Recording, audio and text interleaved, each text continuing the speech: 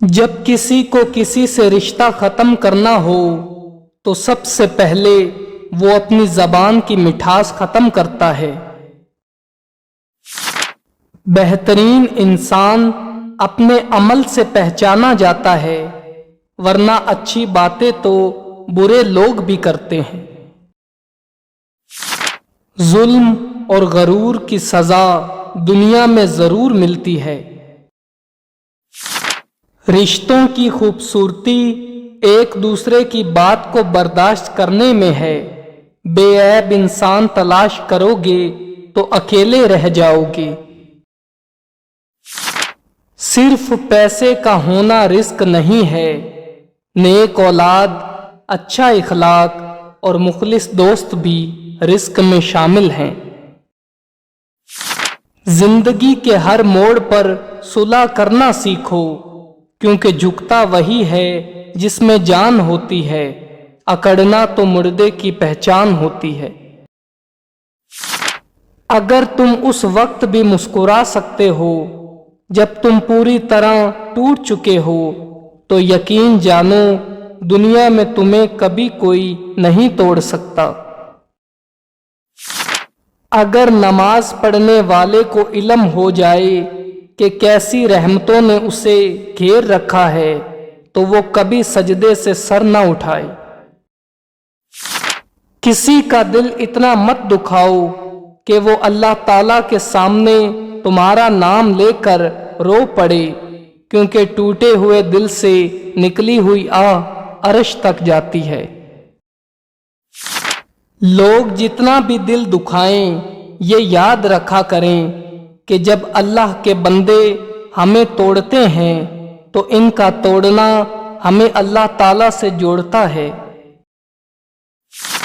صبر کی دو صورتیں ہیں، جو ناپسند ہو اسے برداشت کرنا، اور جو پسند ہو اس کا انتظار کرنا۔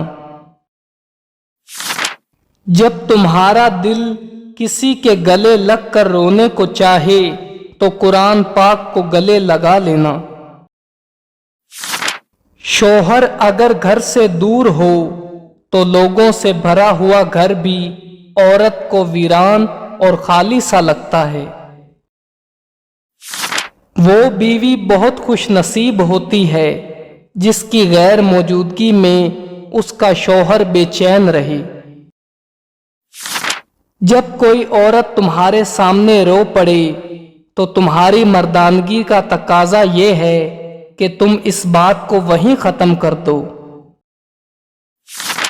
عورت کھلونا نہیں ہے اور نہ ہی زحمت، وہ رب کریم کی بنائی ہوئی ایسی خوبصورت نعمت ہے جو موت کی گود میں جا کر زندگی کو جنم دیتی ہے۔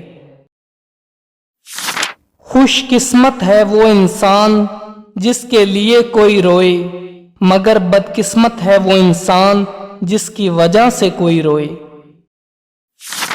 جب تم کسی کو اکیلا دیکھو تو سمجھ جاؤ کہ وہ ایک سچا انسان ہے، کیونکہ بھیڑ ہمیشہ منافق کے ساتھ ہوتی ہے۔ کسی کے برے کہہ دینے سے نہ تو ہم برے ہو جاتے ہیں نہ اچھے۔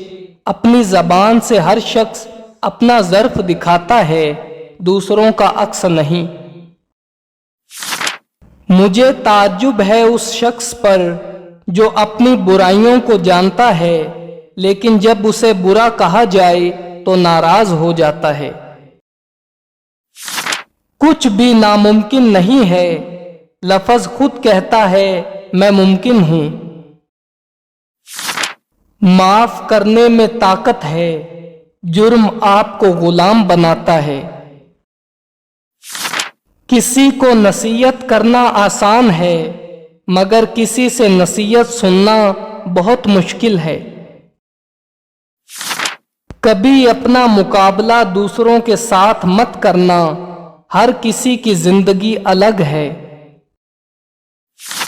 گہری دوستی وہ ہوتی ہے جو کم ملاقاتوں کی صورت میں متاثر نہیں ہوتی۔ لوہے کا کلہاڑا لکڑی کے جنگل سے ایک چھلکا تک نہیں اتار سکتا، जब तक उसके साथ खुद लकड़ी का एक दस्ता शामिल न हो।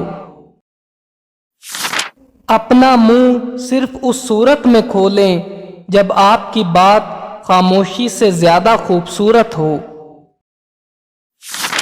अना की तस्कीन के लिए मुखलिस लोगों को खो देना सबसे बड़ी जहालत है।